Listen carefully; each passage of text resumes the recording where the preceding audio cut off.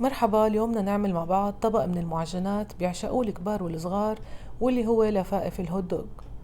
الهوت دوغ من الأصناف اللي إلها شعبية كبيرة بكل مكان وين ما كنا، سواء بعربات الأكل المختصة ببيع السندويشات أو على موائدنا وجماعتنا بمناسبات كتيرة مثل أعياد الميلاد وحفلات العشاء.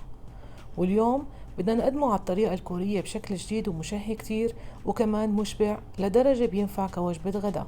لهيك خلينا نروح ونشوف شو محتاج هالطبق الطيب من مكونات ومقادير. محتاجين طحين،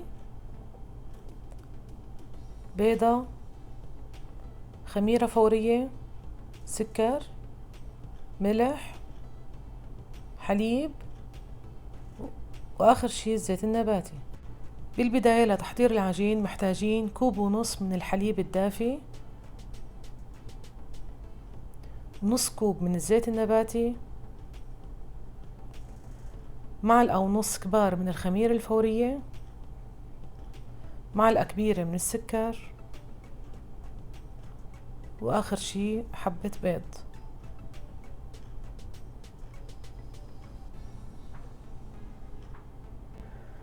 وباستخدام مضرب الخفق بنمزج هالمواد كلها مع بعضها على سرعة بطيئة بالبداية، وبعدين بنزيد السرعة لحتى نحصل على مزيج مثل المستحلب، يعني كريمي حليبي بهالشكل. بنوقف الخفق ومنضيف 4 كوب من الطحين. طبعا ما منضيف الملح بالبداية لأنه الملح بيوقف عمل الخميرة، منضيف الملح بهالمرحلة مثل ما رح نشوف. محتاجين 3/4 المعلقة الكبيرة من الملح. منحط مضرب العجين ومنحرك على سرعة بطيئة بالبداية، وبعدين منزيد السرعة لنحصل على عجينة متماسكة وطرية. نستمر بالخفق من 5 ل6 دقايق لحتى نحصل على هالقوام.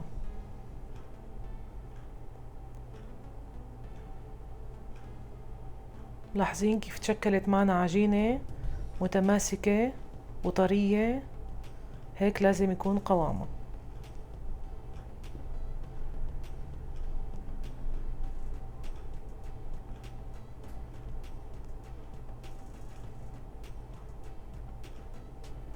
منجيب وعاء ونحط فيه شوية زيت ومنغلف عجينتنا فيه من كل الجهات بهالشكل. بنكورها وبنتركها لحتى ترتاح ويتضاعف حجمها، وبنغلفها بالنايلون بهالشكل وبنتركها على جنب. وهلأ بنتفقد عجينتنا، منلاحظ ما شاء الله كيف مرتاحة. لاحظوا ما شاء الله قديه اختمرت وتضاعف حجمها. شايفين قوامها؟ عن جد مثل خد البيبي، طرية وناعمة. بنحاول نفضي منها كل الهواء بهالشكل تمهيدا لمرحلة التشكيل. بالبداية على سطح العمل بنحاول نقسم العجينة لقسمين، ومنبلش نقرص بالعجين لكرات بهالحجم، يعني بمعدل 10 كرات من كل قسم. بنحاول انه نعملهم كلهم بحجم واحد، وفينا نستخدم الميزان لحتى نضمن انه كل حبة بحجم التانية. طبعا هاي طريقة التكوير. بنحاول نلم العجينة على بعضها ومنلفها بهالشكل وبنحصل على هالكرة، يعني بمعدل 85 جرام لكل حبة. طلعوا معي 20 حبة. بنرجع منغطيهم لحتى يرتاحوا معنا قبل ما نباشر الشغل فيهم. وهلأ بمجرد ما ارتاحوا معنا بنعمل اختبار. بمجرد ما نضغط على حبة، إذا ما ارتدت وبقيت الحفرة موجودة هذا دليل إنها اختمرت. نبتدي بالتشكيل. باستخدام شوبك أو بالإيد منحاول نفرد كل كرة على شكل مستطيل بهالشكل. بدنا نحصل على عجينة رقيقة. منجيب قطعة الهوت دوغ ومنلفها بهالشكل على شكل رول. منسكرها من الجوانب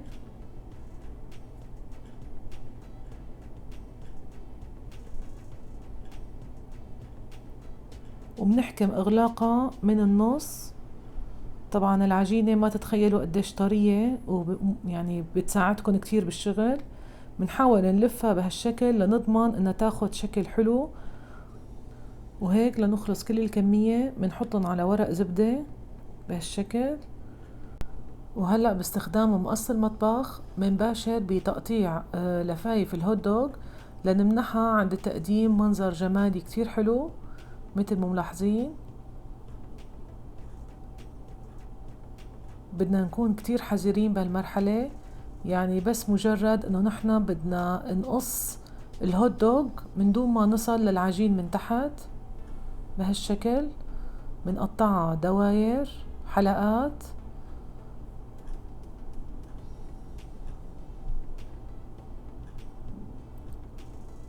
اول قطعة نتركها بالنص وبعدين بنمسكها من هالطرف ومنلفها على اليمين او على اليسار بالتناوب، يعني حلقة يمين حلقة يسار.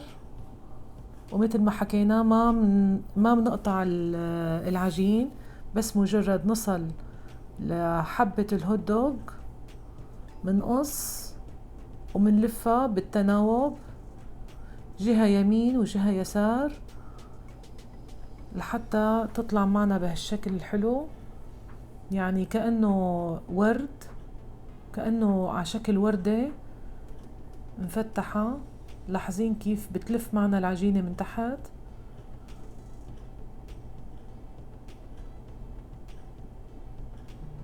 بدها صبر.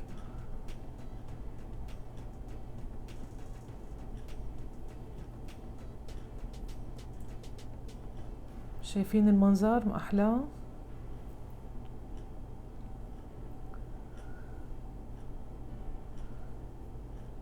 يعني كأنه عم نعمل بيتزا الهوت دوغ، كل قطعة بقطعتها بس بشكل جديد. بتمنى الصورة تكون وضحت لإلكم. شايفين كيف العجينة لافة معنا وكأنه طالعة مثل الطفيرة. فينا كمان نعطيها منظر جمالي حلو، نعملها بوزة بالنص مثل ما رح نشوف بهالشكل. كمان تاخد منظر حلو عند الخبز. وهيك نخلص كل الكمية وبنتركهم لحتى يرتاحوا يختمروا مرة تانية. وهلأ صار وقت نحضر التتبيلة اللي بدنا نحطها على وش الهوت دوغ وعلى الطريقة الكورية. بالبداية محتاجين كرة من الجبنة الموزاريلا نقطعها مربعات، أو ممكن نستخدم جبنة الموزاريلا المبشورة كمان بيمشي الحال، أو أي جبنة بتسيح.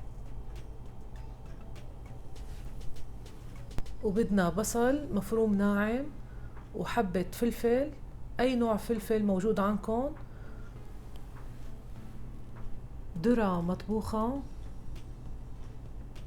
مايونيز لحتى يمسك كل هالمواد مع بعضها. وفيكن تضيفوا أي نوع صوص بتحبوه، يعني تباسكو، سراتشا، خردل، فيكن تضيفوا أي نوع صوص انتو بتحبوه. بنخلط كتير منيح. وهي خلطتنا جاهزة. بنوزعها على وش الهوت دوغ بهالشكل. طبعا أنا ما رح حدد لكم الكمية، بس مجرد أفكار شو ممكن تضيفوا لهالخلطة. الكمية بترجع لكم، فيكن تزيدوا أو تنقصوا.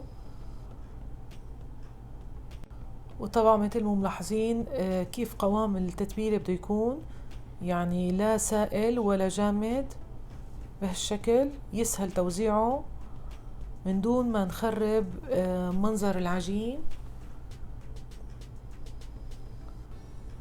وطبعا بهالوقت بنكون محملين الفرن على أعلى درجة حرارة قبل بربع ساعة تمهيدا لنحطهم بالفرن. طبعا فيكن تعملوا قطع من دون تتبيلة، يعني بس مجرد تحطوا لها جبن موزاريلا على الوش كمان بصير. بمجرد ما ننتهي من توزيع كل التتبيلة بنباشر بتوزيع مكعبات الموزاريلا على الوش بهالشكل.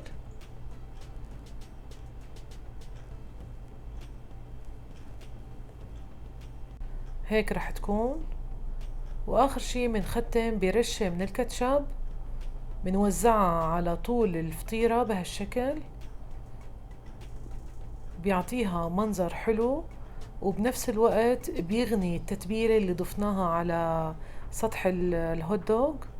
وطبعا بهالمرحلة فيكم تضيفوا اي صوص انتو بترغبوه، مثل كمان الخردل، يعني بالتناوب مع الكاتشب بيطلع لونه حلو للي بيحب، بس ما منكتر لانه بيعطي على مرار.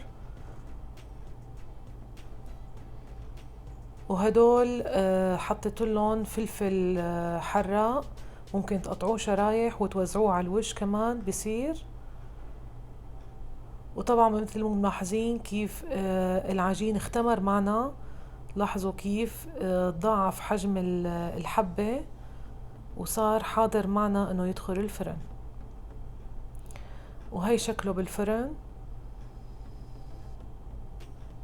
بنخبزه كأنه عم نخبز البيتزا على الرف الأول بالفرن على أعلى درجة حرارة لحتى يكتسب لون الذهبي من تحت. ومثل ما بنعرف العجين محتاج حرارة عالية، بمجرد ما يكتسب اللون الذهبي ويستوي بنطفي تحته ومنشغل تحت الشواية. لاحظوا كيف الجبنة ساحت وتمازجت مع كل التتبيلة اللي حطيناها. هاي شكلهم بعد ما طلعوا من الفرن، عطيناهم تحميرة خفيفة. لاحظوا كيف تشربت العجينة كل الكاتشب، شايفين هالمنظر؟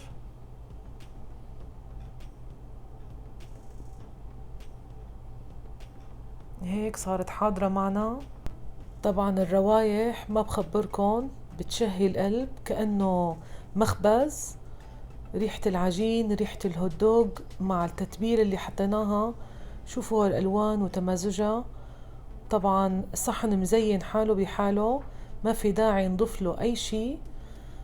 الخلطة اللي ضفناها زادت الخبزة طراوة مع نكهة الهوت دوغ، عن جد ولا أطيب. بنحملها مباشرة لصحن التقديم. شوفوا شكلها شو حلو، مو محتاجة أي إضافة. لاحظوا سفلة كيف محمر، لاحظوا تشكيل العجين كيف مثل الضفيرة. وهلأ بدنا ندوق. شايفين شو طرية العجينة وبنفس الوقت مقمرة من تحت. طيبة كتير، بتمنى عليكم تجربوها ما تترددوا أبدا. هاي كانت وصفتنا لليوم، بتمنى تكون عجبتكم. لا تنسوني من اللايك والسبسكرايب إذا عم تحضروني لأول مرة، وتضغطوا زر الجرس ليصلكم كل شي جديد رح نزله إن شاء الله. باي باي.